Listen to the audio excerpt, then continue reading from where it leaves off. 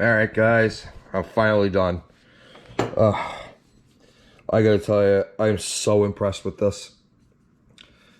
It really came out nice. I mean, you could even see the letters. Mostly.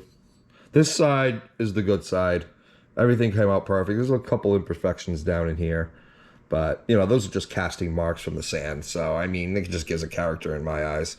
But there's a couple little imperfections here. The major one is right here.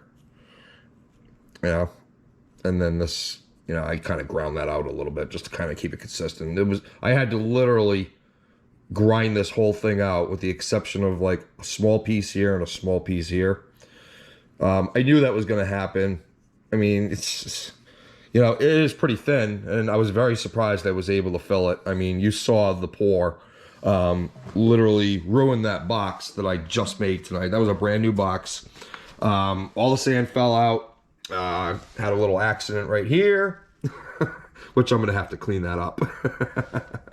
But it's just nature of the business. So, I mean, you can see pretty much, just stabbed myself there. These are really sharp. Yeah, it's pretty sharp. But yeah, it came out the sides. I knew it was going to. I should have bolted the box together, and that was my bad. Honestly, you know, I'm very happy with this. I'm extremely happy about this. This is probably the nicest thing I've ever made. I've wanted one of these for about 30 years now. Ever since I saw the movie back in the late 80s. Yeah, I mean, not perfectly round at the bottom. I flattened it out as best as I could. I used my chop saw, and I cut the sprue off over here. And I used a hacksaw to cut this off because I didn't want to really ruin the details up here. So I did a pretty good job cleaning it up, I think. This side, a little more grainy than the other side. But you know what? I mean, it just gives a character. I mean, you know.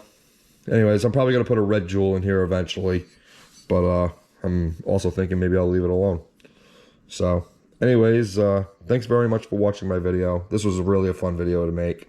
And if you like this kind of stuff and you want to see me make other things like this, you know, different things, you know, using the 3D printer and then casting it in some kind of metal, just hit the subscribe button, you know, and then, you know, that's pretty much it.